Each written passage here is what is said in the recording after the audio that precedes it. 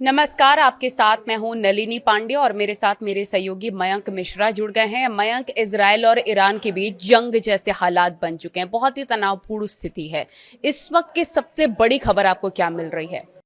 देखिए नलिनी, आज 3 तारीख है और इस वक्त की बड़ी खबर मैं ब्रेक कर रहा हूं। ईरान की तरफ से अरब देशों पर बड़ा हमला हुआ है और एक बार फिर बहरीन को निशाना बनाया गया है। बहरीन में कई बैलिस्टिक मिसाइल्स फायर की गई हैं, ईरान की तरफ से ड्रोन्स फायर किए गए। देखिए बहरीन पर एक बार फिर हमला, ये अहम डेवलपमेंट है। बहरीन पर हमले हुए थे, हमने देखा था कि जब 40 दिन की अभी जंग हुई सीज फायर के पहले, तो बहरीन पर बड़े हमले हुए। बहरीन में अमेरिका की 5th फ्लीट है, उसका हेडक्वार्टर तबाह कर दिया गया।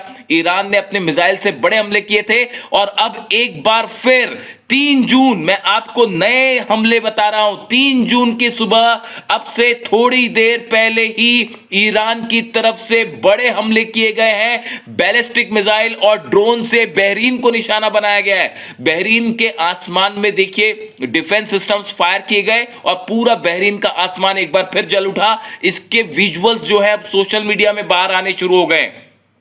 पूरे बहरीन में कई जगह धमाकों की आवाजें हैं। कितना नुकसान है उसकी खबर हम आप तक लाएंगे जैसे जैसे अपडेट सामने आएगा।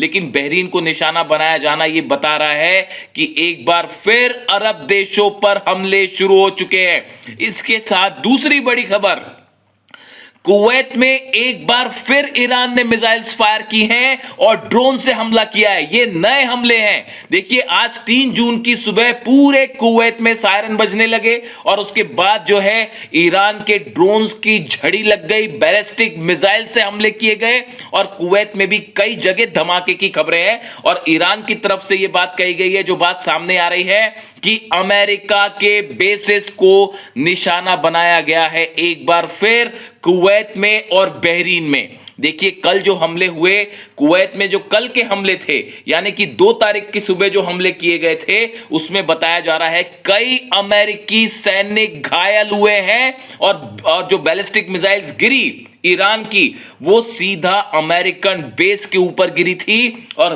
वहां पर कई अमेरिकन सोल्जर्स के घायल होने की भी खबरें थी। अब आज जो नए हमले हुए हैं, इसमें बताया जा रहा है कि अमेरिका के उन ठिकानों को निशाना बनाया गया जो कुवैत में थे और जो बहरीन में थे। अब ये आज के हमले क्यों किए गए, इसका भी जवाब सुनिए। अमेरिका की तरफ से आज सुबह सुबह, यानी 3 तारीख की सुबह, बताया जा रहा है कि आप कह लीजिए कि 2 या 3 की दरमियानी रात भी कह सकते हैं आप, अमेरिका की तरफ से, सेंटकॉम की तरफ से ईरान के केशम आइलैंड पर हमला किया गया। केशम द्वीप पर मिसाइलें दागी गई, टॉम हॉक मिसाइल से हमले किए गए अमेरिका की तरफ से केशम द्वीप पे। उसका नतीजा यह हुआ, बेहद गुस्से में है ईरान। बिना वक्त गवाए ईरान की सेना ने, आईआरजीसी ने हमले शुरू कर दिए और बताया जा रहा है कि बहरीन पर हमला करने की वजह यह बताई जा रही है, ऐसा सोर्सेस से खबर है कि बहरीन की तरफ से भी कुछ मिसाइल्स फायर की गई ईरान के ऊपर। देखिए इस समय ईरान उन्हीं देशों को निशाना बना रहा है जिन देशों से ईरान पर हमले हो रहे हैं। हमने देखा कुवैत पे हमला इसलिए हुआ क्योंकि कुवैत में अमेरिकन बेस का इस्तेमाल करते हुए 2 दिन पहले ईरान के 3 द्वीप पर हमले किए गए थे।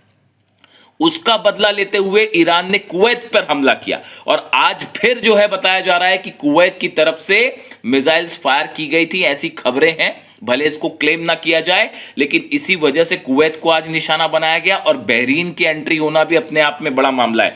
बहरीन पर मिसाइल्स फायर की गई क्योंकि ऐसा मानना है कि बहरीन की तरफ से भी हो सकता है कि ईरान को टारगेट किया गया, खासकर केशम आइलैंड पर। देखिए केशम आइलैंड वो जगह है, मैं बार बार बता रहा हूं आपको, केशम आइलैंड के लिए इतना जंग क्यों है, अमेरिका बार बार केशम आइलैंड पर हमले क्यों कर रहा है। केशम आइलैंड एंट्री पॉइंट है हॉर्मूज का। अगर केशम आइलैंड पर कब्जा हो जाता है, जिसका कब्जा है उसका पूरे हॉर्मूज में कब्जा है।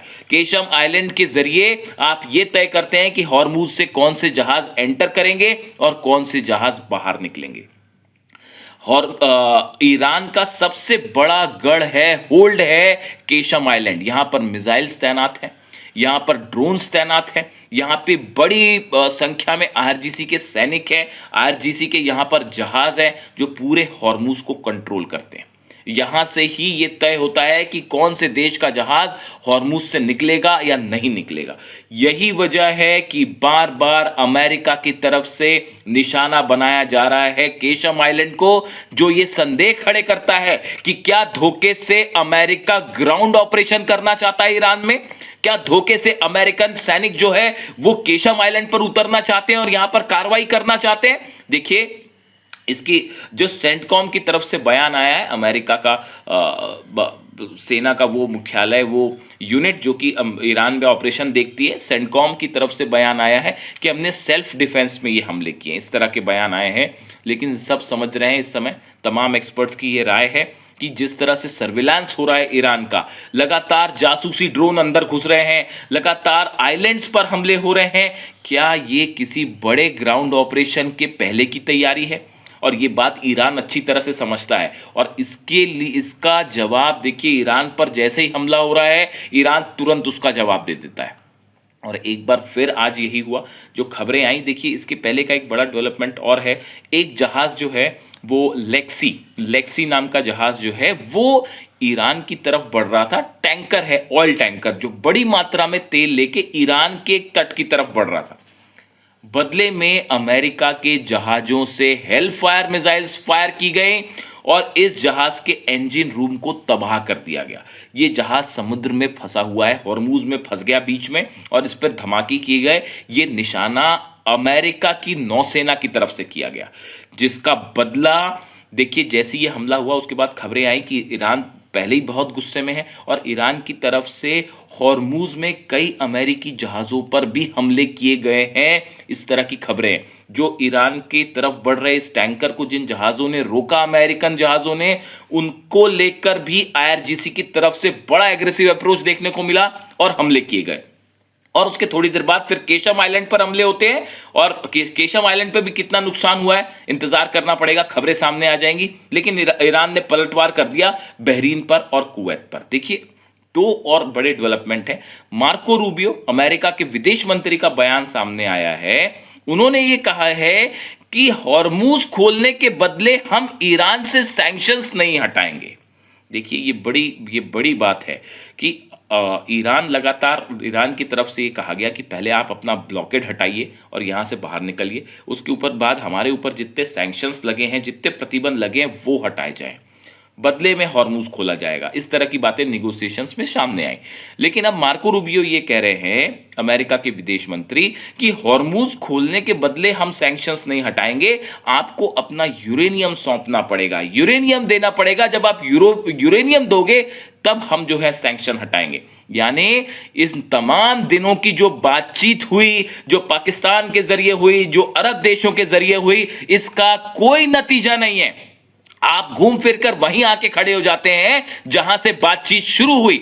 इसीलिए मैं आपको बार बार कहता हूं कि ईरान और अमेरिका के बीच बातचीत का कोई नतीजा नहीं होगा। इसीलिए अली खामेनेई साहब बार बार इस बात को कहते थे कि अमेरिका के साथ बातचीत का कोई नतीजा नहीं होगा। अली खामेनेई साहब, देखिए, उनका फ्यूनरल होने वाला है जल्दी ही ईरान में, और 3 दिन का फ्यूनरल होगा। उनको दफन किया जाएगा, सुपुर्द खाक किया जाएगा ईरान में। और पूरे ईरान की जनता में एक तो अपने सुप्रीम लीडर का जिस तरह से असैसिनेशन हुआ, उससे भयंकर गुस्सा है ईरान में। देखिए, जो तस्वीरें आ रही हैं, कितने दिन हो चुके हैं, आप देखिए जंग को कितने दिन हो चुके हैं, उसके बाद भी हर रात तेहरान में लाखों लोग जमा होते हैं और अली खामेनेई साहब के लिए दुआएं करते हैं, उनके लिए नारे लगते हैं, उनके नाम के नारे लगते हैं। ऐसी मोहब्बत अपने देश के किसी नेता के लिए शायद आपको पूरी दुनिया में कहीं देखने को नहीं मिले। आप देखिए, जो तस्वीरें आती हैं, मैं रोज रात को तस्वीरें फॉलो करता हूं और आज भी सुबह सुबह मैं 4 बजे से उठ के इस खबर को फॉलो कर रहा था कि बहरीन और कुवैत पे जिस तरह से हमले हुए हैं। इसी दौरान रोज ये तस्वीरें देखने को मिलती हैं। पूरे ईरान में, तेहरान में नारे रखते हैं अली खामेनेई साहब के लिए। उनका फ्यूनरल होने वाला है। देखिए, मैंने बीच में जिक्र किया उनकी तरफ से हमेशा ये बात कही गई थी कि अमेरिका पर विश्वास नहीं किया जा सकता। इजराइल पे तो विश्वास का सवाल ही नहीं है और वही बात एक बार फिर साबित हो रही है सही। और दूसरी तरफ देखिए जो खबरें हैं कि इजराइल में जो है इजराइल को भी लगातार हिजबुल्लाह की तरफ से हमले हो रहे हैं। पूरे इजराइल में कई जगह जो है वो सायरन बज रहे हैं। इस तरह की खबरें इजराइल से आ रही। तो इस वक्त का जो बड़ा अपडेट नलिनी वो यही है कि बहरीन और कुवैत पे बड़े हमले हुए हैं ईरान की तरफ से। आपको क्या लगता है कि ट्रंप और नेतन्याहू के बीच जो बहस की खबरें हैं वो सिर्फ और सिर्फ पब्लिसिटी स्टंट है? देखिए नलिनी, जो सवाल आपने पूछा कि डोनाल्ड ट्रंप और नेतन्याहू के बीच लड़ाई हो गई, आप एक बात बताइए मेरे को। इस बात कल तमाम दुनिया में भर में खबरें थी, अखबारों में, न्यूज साइट्स में कि ट्रंप और नेतन्याहू आपस में भिड़ गए। देखिए ये खबरें, इस तरह की जो खबरें आती हैं, ये एक प्रोपोगेंडा ज्यादा होता है, पब्लिसिटी स्टंट होता है। आप ये बताइए कि अमेरिका के राष्ट्रपति की इजराइल के प्रधानमंत्री से बात होती है तो ये बात लीक कैसे हो सकती है, ये बात मीडिया में सामने कैसे आ सकती है? देखिए तमाम एक्सपर्ट्स का ये मानना है और मैं व्यक्तिगत रूप से इस बात को मानता हूं, डोनाल्ड ट्रंप और नेतन्याहू का रुख एक ही है। भले इस तरह की खबरें फैलाई जाएं कि डोनाल्ड ट्रंप नाराज है नेतन्याहू से या नेतन्याहू ने ट्रंप को कुछ कह दिया, लेकिन हकीकत यह है कि अमेरिका और इजराइल का रुख एक ही होता है। उसको अलग अलग देखने की कतई आवश्यकता नहीं है। और इस तरह की खबरें प्रोपेगेंडा ज्यादा होती हैं, फैलाई जाती हैं जब ईरान गुस्से में होता है, मिसाइल्स फायर करता है और हालात को थोड़ा ठंडा करना हो तो इस तरह के बयान सामने आ जाते हैं कि नेतन्याहू ने ट्रंप को कुछ कहा और ट्रंप ने नेतन्याहू को कुछ कह दिया और सोशल मीडिया पे इस तरह की खबरें चढ़ जाती हैं और ये एक मसाला मिल जाता है और ये जगह छपने लगेगा। लेकिन हकीकत ये है कि लेबनान पे लगातार हमले जारी हैं, बेरूत में हमले जारी हैं, सीज फायर के बीच हमले हो रहे हैं। इसीलिए ईरान की तरफ से यह कहा जा रहा है कि इजराइल लगातार धोखा करता है, सीज फायर के नाम पर हमले जारी होते हैं। बेरूत में लगातार हमले हो रहे हैं, लेबनान में हमले हो रहे हैं, दक्षिणी लेबनान में हमले हो रहे हैं और सीज फायर सिर्फ नाम का होता है। सीज फायर की आड़ में लगातार हमले जारी होते हैं, इजराइल की तरफ से हमले किए जाते हैं। इसीलिए ईरान की तरफ से वार्निंग आई है कि अगर हमले नहीं रुके तो उत्तरी इजराइल को तबाह कर दिया जाएगा। देखिए हालात ये हैं कि पूरे इजराइल में जबरदस्त पैनिक है, डर का माहौल है कि कहीं ईरान फिर से मिसाइलें फायर ना कर दे, कहीं ईरान की जो बैलिस्टिक मिसाइल है फतह, खुर्रमशहर, सेजेल, जो हमने देखा 40 दिन के दौरान जिस तरह से इजराइल जला, कहीं फिर से वैसा ना हो जाए। इसको लेकर कल तो हालात ये थे कि कई स्कूल्स बंद कर दिए गए, कई पब्लिक ट्रांसपोर्ट्स जो है उनको रोक दिया गया था क्योंकि ये माना जा रहा था कि बीती रात ही ईरान हमला कर सकता है। इस तरह के पैनिक थे इजराइल में। तो फिलहाल देखिए हालात ये है, बेहद तनावपूर्ण है। एक तरफ अरब देशों पर हमले शुरू हो चुके हैं, अमेरिका मिसाइल फायर कर रहा है, दूसरी तरफ ईरान ने जबरदस्त पलटवार किया है। ये सब मामला उसी तरह आगे बढ़ रहा है जिस तरफ जंग शुरू हुई थी, यानी पूरा अरब एक बार फिर सुलगना शुरू हो चुका है और धीरे धीरे ये हमले एक बड़ी जंग का रूप ले सकते हैं। हम आपको हर अपडेट पहुंचाएंगे जैसे ये सामने आती तस्वीरें, अरब देशों में कितना नुकसान हुआ है, ईरान की तरफ से कौन से मिसाइल्स फायर किए गए हैं, जितने सारे अपडेट होंगे हम सबसे पहले आप तक पहुंचाएंगे। देखिए मैं न्यूज रूम से बाहर हूं, लेकिन मेरी कोशिश हमेशा ये रहती है कि कोई खबर ना छूटे और सबसे पहले आप तक हर खबर सटीक रूप से पहुंचाई जाए। Thank you so much.